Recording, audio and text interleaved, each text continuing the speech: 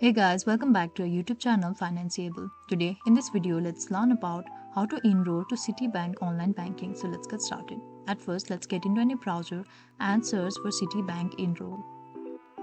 And click on this first website. Now click on Continue.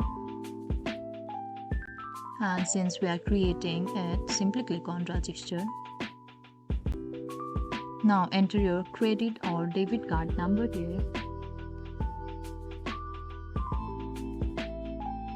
Now, here we need to enter all of these numbers: your credit card and debit card number, bank account number, your paycheck protection program loan account number, brokerage account number, and personal loan only account number.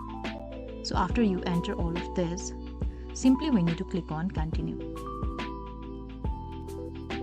After which, we go for verification.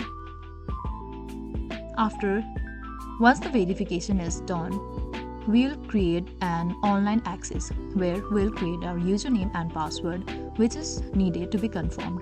Once we have done all of these steps, we can enroll to Citibank online banking. So this is all. I hope you liked the video. Please do like and subscribe. Thanks for watching.